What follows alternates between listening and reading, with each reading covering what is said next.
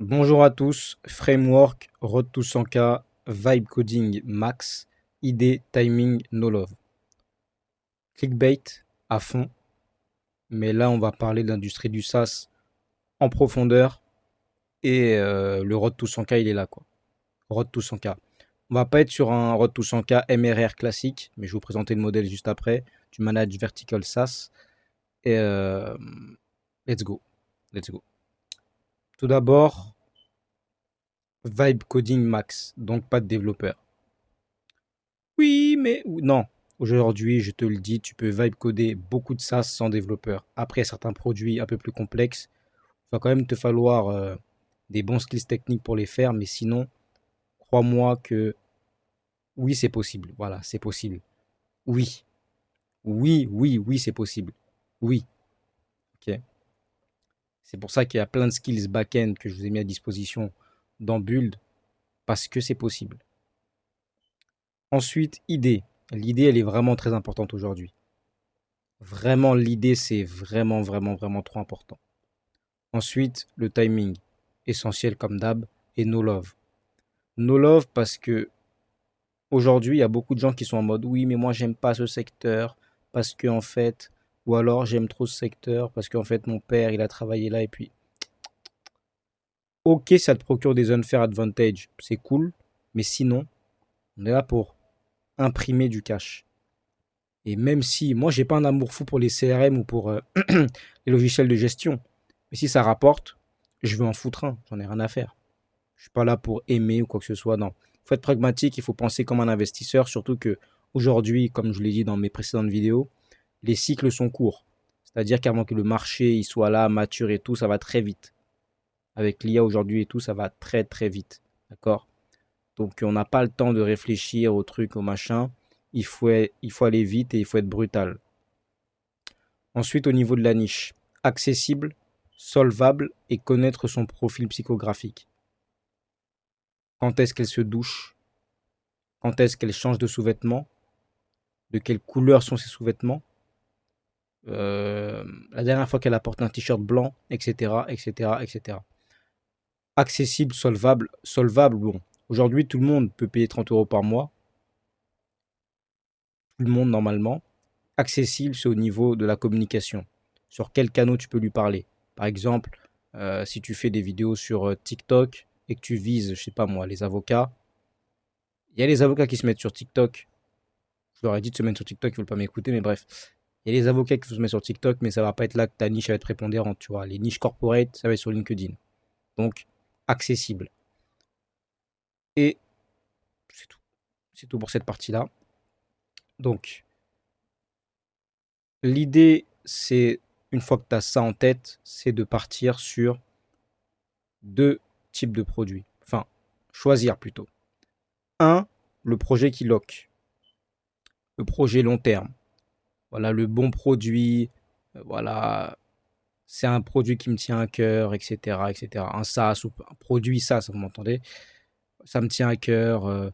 J'ai travaillé 10 ans dans tel secteur, donc je connais bien l'industrie, etc. Donc là, tu dois aller viser, on va dire, very good product, barrière à l'entrée.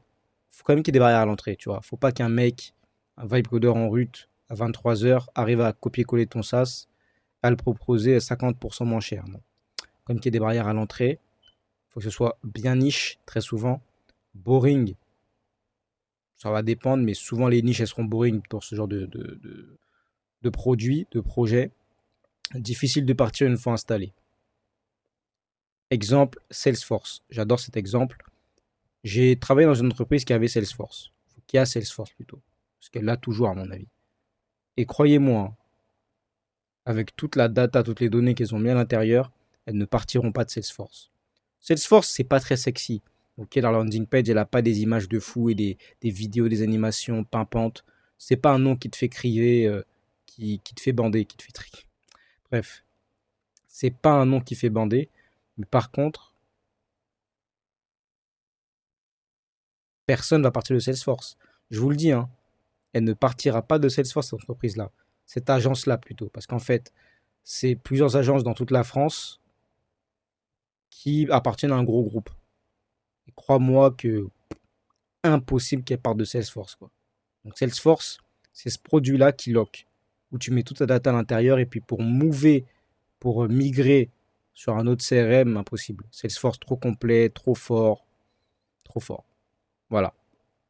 Ça, c'est un produit, pas forcément un CRM, attention, ça peut être autre chose, mais c'est vraiment, il faut que ton produit soit très bon, qu'il y ait quand même des barrières à l'entrée, que ce soit bien niche, boring et que ce soit simple d'utilisation et que, enfin, comment t'expliquer? Long terme et tu pars pas, quoi. Pas forcément un CRM. Par exemple, Resend, par exemple. Resend. C'est un truc, bon, c'est un truc de mail, boring, etc. Mais Resend, c'est tellement pratique, tellement simple d'utilisation que, enfin, moi personnellement, je ne me vois pas changer de produit. Et voilà. C'est à ce niveau-là, en fait, que tu arrives à proposer des produits pour des niches quand même assez larges ou pas. Parce que c'est soit niche, soit c'est large, mais des trucs un peu en mode boring, quoi. Long terme, qui font leurs chiffres et basta, quoi. Qui sont toujours là, omniprésents, mais t'entends pas beaucoup parler d'eux, mais voilà. Salesforce, Resend, genre de truc, tu vois. Ça sera un peu comme, je sais pas moi, de l'immobilier. Enfin, c'est la pierre, quoi. C'est la pierre du digital. C'est un peu des sas comme ça. Ensuite, tu as le deuxième. Braquage, l'anomalie de marché, l'exit. Là, tu vas surfer sur la trend. Brutalité immense en termes de marketing. Shitposting, clickbait, clipping, Lovable, parfait exemple. Alors, Lovable, la dernière fois que j'ai testé, le produit était pas trop mal. Je le trouvais bof. Et puis, il y a un SaaS qui est sorti avec lequel j'étais affilié, Harmony. Le produit était bon, mais malheureusement, en termes d'acquisition de growth marketing, ça manquait justement de brutalité immense, de shitposting, de clickbait, de clipping. Et c'est là où tu te rends compte que Lovable, ils sont tellement forts en acquisition. En fait, ils sont partout. Ils ont une grosse part de marché dans l'esprit des gens. Et ça, j'en suis rendu compte sur LinkedIn, même sur TikTok aussi. Par exemple, il y a plein de gens, de web designers, de développeurs qui sont anti-IA. Anti-IA. C'est-à-dire qu'ils veulent pas entendre parler, pour eux, c'est de la merde, etc. Et les mecs, ils arrivent à sortir Lovable de leur bouche. Et c'est là que j'ai compris. En gros, ouais, mets ton site vite fait sur Lovable. Toi, rien que le fait de dire ça, ça montre qu'ils sont partout. Ça montre qu'ils ont de l'attention dans l'esprit des gens. C'est incroyable, mais vous vous rendez pas compte à quel point c'est fort. C'est comme dire, je sais pas moi, ouais, mais toi, casse-toi avec, je sais pas moi, je sais pas, j'ai pas d'exemple. Mais toi, casse-toi avec ta montre Whoop, je préfère ma Google sans abonnement. Je sais pas, c'est un truc tout con comme ça, mais le fait qu'il soit ancré dans la bouche un peu du quotidien de certaines niches, que ce soit de la personne qui va utiliser le produit et de la personne qui est contre le produit, ça fait qu'ils ont gagné. Ils ont gagné. C'est-à-dire qu'aujourd'hui, quand tu parles de vibe coding, Lovable est cité dans les 5 premiers produits.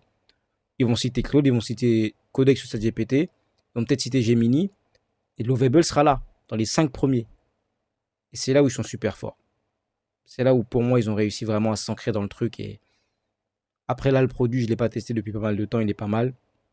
S'il est pas mal ou pas, mais en tout cas, franchement, Lovable, super fort en acquisition, sur les influenceurs, les ads, les créateurs et tout. En bref, ils ont une acquisition de malade, un marketing de malade.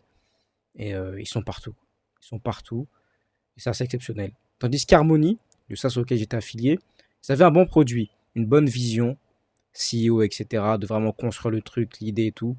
Mais ça manquait cette brutalité, ça manquait de shitposting, ça manquait de clickbait. C'est pour ça qu'aujourd'hui, le SaaS n'existe plus. Avec le produit était bon, et à l'époque où j'ai testé Lovable, Harmony était meilleur que Lovable. Mais malheureusement, voilà. Donc ici, c'est vraiment le braquage. C'est-à-dire que l'idée et le timing vont être super importants. Et le no-love aussi, tu vois, on s'en fout d'aimer l'idée ou pas. Mais ça va vraiment être l'idée d'aller euh, brutal sur une trend et d'exit. Anomalie de marché. Tu vois, Cal AI, pour les calories, c'est une anomalie de marché. Tu vois, ça ne marchera pas deux fois, à mon avis, genre de truc-là. Il est venu, il a vu une trend, il a vu, ok, ok, ok, go muscu, euh, le life maxing, etc. Hop, call AI. Calories, boum. Ça, c'est un exemple de braquage d'anomalie de marché. Au niveau des offres, pour le Road to 100K, aujourd'hui, pour le SaaS, tu as trois choix. Soit le MRR classique qu'on connaît tous, 39, 69, 159 euros par mois, avec parfois, pour certains SaaS, des offres trimestrielles. Soit tu as le hybride MRR one shot, que j'ai appelé le Managed Vertical SaaS, que je vais vous présenter juste après. Soit tu as le pure one shot, du coup, qui n'est pas du SaaS, mais qui est juste je vends un logiciel, quoi, tout simplement. Donc, pour le Managed Vertical SaaS, comment ça se présente? Tu as ton code, souvent sur GitHub, tu as ton code qui est là. Tu as tes clients, donc client A, client B, client C, client D, qui sont chacun isolés, qui ont chacun leur instance. Et tu as ton endroit où tu déploies. Ça peut être Vercel, Cloudflare, moi je utilise Cloudflare. Et en gros, ça va être l'idée de, sur chaque client, facturer un setup et facturer du MRR. Vous allez me dire, oui, mais pourquoi pas facturer que du MRR, c'est mieux, parce que comme ça, tu as plus de prévisibilité. Road to 100K. Pour faire 100K avec un SaaS 100K de MRR, vous imaginez pas à quel point c'est compliqué. Vous imaginez pas la difficulté que c'est. Alors qu'avec ce modèle-là, tu as du MRR ou pas. Mais je vais vous montrer comment on va maximiser le MRR. Et tu as du cash flow. Parce que là, le Road to 100K, c'est surtout pour avoir du cash flow. C'est surtout pour ceux qui débutent. Si vous débutez, faites pas un SaaS classique à 39 euros par mois. Si vous débutez, faites ça. Faites ça directement. Surtout pour certaines niches qu'on vous conseille, faites ça directement. Je vais vous dire juste après, parce qu'il y en a qui racontent des aberrations, mais faites ça. Vous facturez du setup. Par exemple, vous avez un produit pour une agence immobilière pour je sais pas quoi, 1500 euros. 4 agences immobilières, ça te fait 6000 dollars de cash flow, ou euros, je sais pas, bref, peu importe. Et MRR, si tu fais à 39 euros, 69 euros, 159 euros, admettons, tu as deux qui prennent 39, un qui prend 69 et l'autre qui prend 159, ça te fait 306 dollars par mois. Mais tu as encaissé tes 6000 euros. Tu vois? Dans ce modèle-là, il faut que l'abonnement, ce soit une plus-value, pas la condition obligatoire pour utiliser le produit.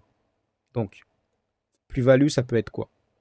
Des features IA, ça peut être de la maintenance, ça peut être, je sais pas, des mises à jour, bah, maintenance, tout rentre dans la maintenance en fait. Peu importe ce que c'est, ça doit être une plus-value.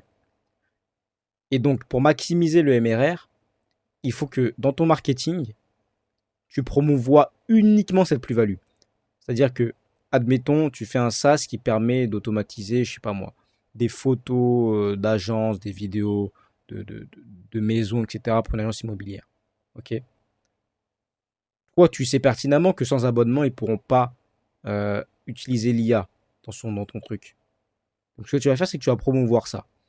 Et pour eux, l'évidence, en fait, c'est que ils ont connu ton produit avec comme proposition de valeur de faire ces vidéos-là avec l'IA, d'automatiser X ou Y. Donc, pour eux, dans leur tête, ils voudront utiliser ça. Donc, s'ils veulent utiliser ça, ils vont payer l'abonnement. Plus-value. Par exemple, moi, pour Atelier, si tu ne payes pas d'abonnement, tu ne peux pas utiliser l'IA. Simple. Tu peux tout faire dans l'application. Inviter des salariés, faire tes devis, tes factures en illimité. Mais par contre, tu ne peux pas utiliser l'intelligence artificielle. Et ça fait chier de tout faire à la main. Et donc, naturellement, ils vont payer ton MRR. Tout naturellement. Alors que si l'abonnement, c'est la condition obligatoire pour utiliser ton produit, bah je veux pas dire que t'es, euh, je veux pas dire que t'es, on va dire, soumis à plus de churn, mais l'idée c'est que tu payes pas, tu te barres. Alors que là, moi, si tu payes pas, tu peux quand même utiliser le produit. Et là, tu vas te rendre compte que, ah ouais, en fait, c'est mieux qu'abonnement. Ouais, je remets un abonnement. Tu vois? C'est-à-dire qu'en fait, tu as toujours une couche supplémentaire avant de te barrer ailleurs. Par exemple, quand tu fais que de l'abonnement classique, tu payes 39 euros par mois, tu as envie de changer de truc, tu te désabonnes, tu te barres. Alors que là, j'ai payé quand même 1500 euros. Je vais d'abord utiliser sans abonnement. Ah ouais, mais en fait, sans abonnement, c'est relou. Allez, je remets un abonnement. Tu vois, il y a toujours cette couverture-là. Cette couverture de pouvoir utiliser sans abonnement. Tu vas me dire, ouais, mais t'as qu'à mettre du fritière. Fritière, quand t'as pas de cash. Fritière, quand Free-tier quand tu viens de débuter, ça sert à rien. Le free-tier, c'est réservé aux riches. Moi, j'ai pas d'argent. Enfin, j'en ai un peu. Mais le free-tier, c'est réservé aux riches. C'est que les riches qui peuvent te permettre, ouais, je viens, j'utilise ton application gratuite. C'est bien, c'est cool d'avoir du free tiers. Mais pourquoi pas facturer un setup qui lui permet d'utiliser le truc à vie, sans abonnement? Le free tiers, c'est bien, mais le problème du free tiers, c'est que t'en as qui vont abuser du free tiers et qui vont rester sur ta plateforme sans payer, quoi. Alors que quand tu as fait ton setup, 1500 euros, pour faire 1500 euros avec un seul client, est-ce que vous imaginez 1500 euros, tac, 1500 euros sur un abonnement, je sais pas moi, 20 euros par mois.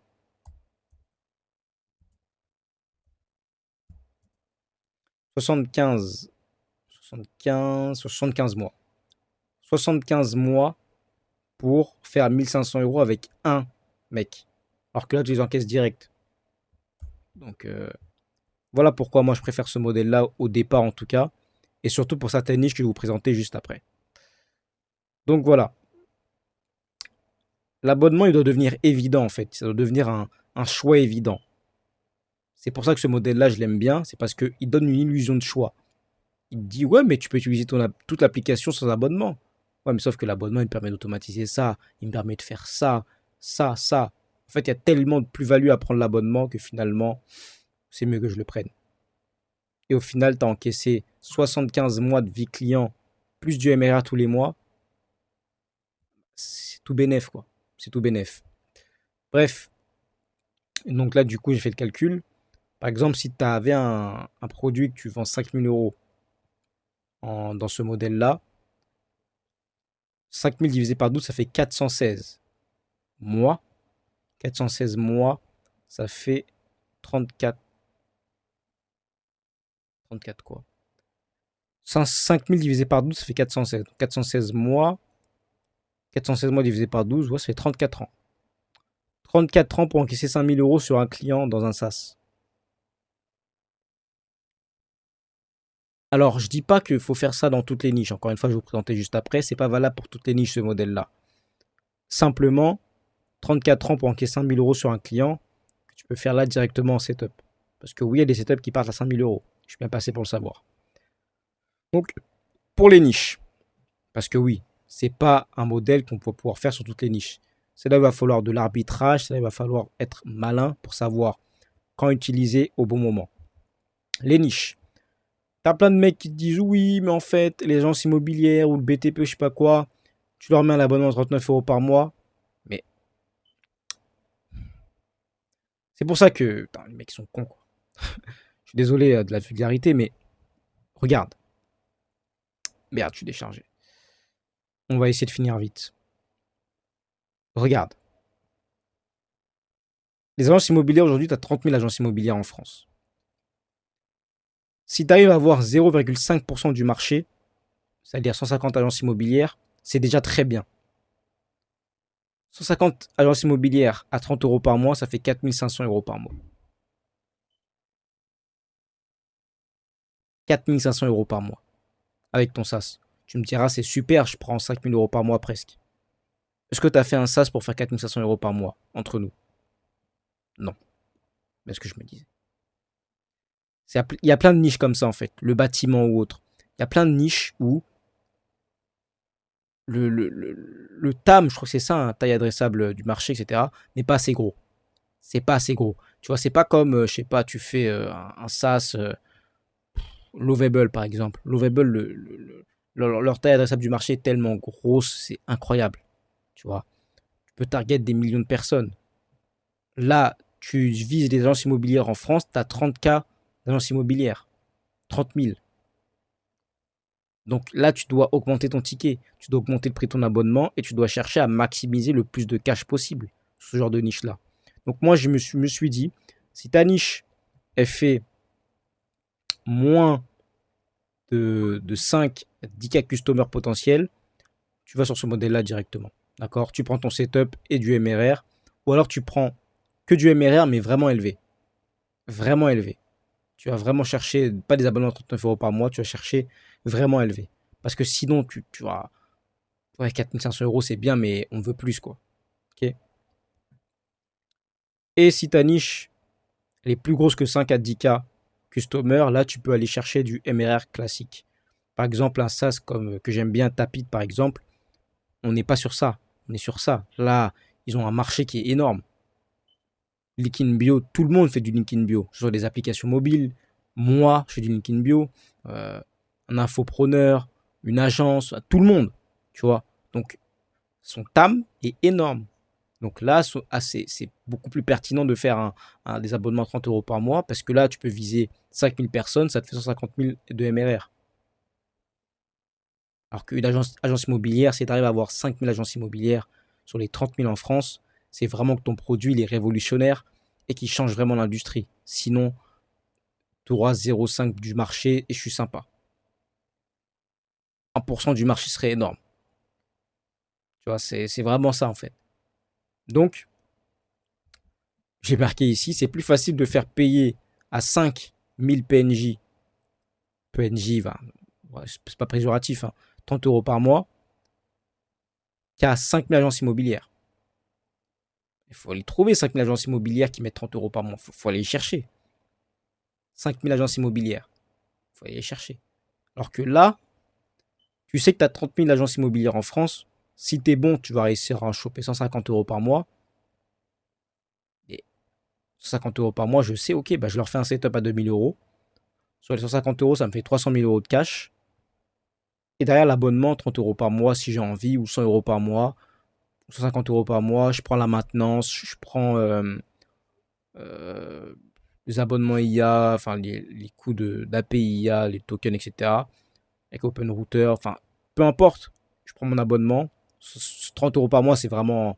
J'ai mis la fourchette basse, hein. Tu peux aller beaucoup plus haut sur ce genre de niche si ton produit est vraiment bon. Mais voilà, le Managed Vertical SaaS, c'est l'idée d'aller chercher du cash flow. Et sur certaines niches, comme celle-là, 30 000 agences immobilières en France, je dis bien en France, euh, tu dois aller chercher du cash flow. 30 euros par mois, non, non, non, non, non. Oublie ce qu'on te dit sur les réseaux, 30 euros, non. Tu dois facturer du setup. Tu dois facturer du setup. Sur ce genre de niche-là, il n'y a pas beaucoup de gens où tu auras de la concurrence en plus. Non. Tu dois facturer du setup, tu dois aller chercher ton cash flow. Parce que si tu attends 30 euros par mois, truc machin, pour faire les 5000 euros sur un client, tu dois attendre 34 ans.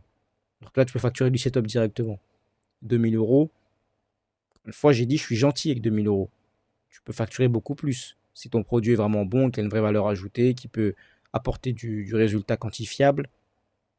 Donc voilà, réfléchir à savoir arbitrer entre est-ce que je fais du pure one shot, est-ce que je fais du MRR SaaS classique, ou est-ce que je fais du managed vertical SaaS où je vais aller chercher du one shot plus du setup, plus du MRR, pardon. Ensuite, je choisis est-ce que je fais un projet qui lock long terme, attention à l'AGI, attention, on est le 6 juillet 2026, attention, ou alors est-ce que je fais un braquage, une anomalie de marché. Alors, si vous voulez mon avis, j'aurais plus tendance à me diriger vers l'anomalie de marché qu'autre chose. Parce que le projet qui lock aujourd'hui, j'y crois plus trop. À moins que tu sois encore une fois dans une bonne niche, avec de la barrière à l'entrée, etc., etc. Mais sinon, j'y crois plus trop. Parce que la valeur du code, elle baisse au quotidien. Et parce qu'aujourd'hui, la valeur est dans la distribution. Et donc, ça va souvent être des anomalies de marché. Très souvent, vous voyez, je sais pas si vous voyez des mecs qui ont fait des trucs comme RemakeIt.io, des trucs comme ça, tu vois. Ça, c'est des anomalies de marché, tu vois. C'est des mecs qui viennent faire des braquages. Ils voient qu'il y a un besoin au niveau du clipping, au niveau de genre du montage, etc. Ils viennent braquage, braquage, braquage, braquage. Tu vois. Ils font des SaaS vibe codés, ça se voit qu'ils sont vibe codés, mais on s'en fout. Braquage, braquage, braquage. Trend, brutalité immense, shitposting, clickbait, clipping. Euh, Tu vois. Par exemple, un outil de clipping, tu vas mettre cet outil va remplacer tous les monteurs vidéo. Cet outil remplace tous les motion designers.